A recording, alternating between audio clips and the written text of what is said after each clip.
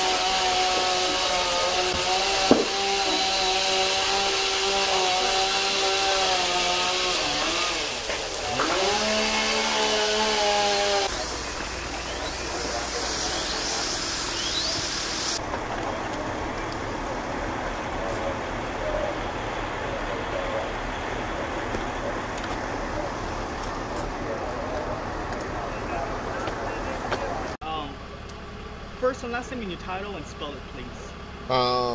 Rudy Hill, RUDYHILL, Battalion Chief, Los Angeles Fire Department. Can you walk me through what you have behind you? Initially, we received a call.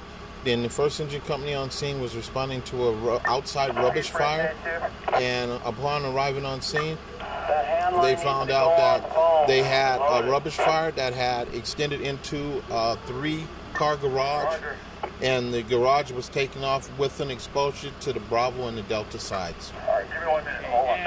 And how long did it take to knock down this fire? It took them approximately 10 minutes to knock the fire down. How many firefighters? Approximately 40 firefighters on this. Now, was there any difficulties faced? Or we heard a lot of sparks, or rather saw a lot of sparks and a lot of what sounded like explosions. If you look at where the garage is, there were high tension, high voltage lines that were going across the alley, and those started to take off, and that posed a challenge for the firefighters. And what kind of challenges? Electrical hazard, sir. Any injuries reported? No, none at this time. Okay. Any extensions to the apartment building adjacent to that? The Delta side exposure experienced a broken window and some scorching on the wall, and the melting of one of the rain gutters. Any evacuations or anyone not allowed back home? We did evacuate the residents from the exposures on the Alpha, Bravo, and Delta side. However, we were able to rehouse them. Okay, and but they're not allowed to return back home, correct? Yes, there was no damage to their unit with the exception of a broken window, so all residents were allowed to go back to their place of residence. And last question, what was the initial call time and the location? I don't have that information at this time. So we don't know the location. Where is it right now? Sir, we block, and the corrected address is actually a Serrano address in the 1300 block. First and last name, can you spell it, please?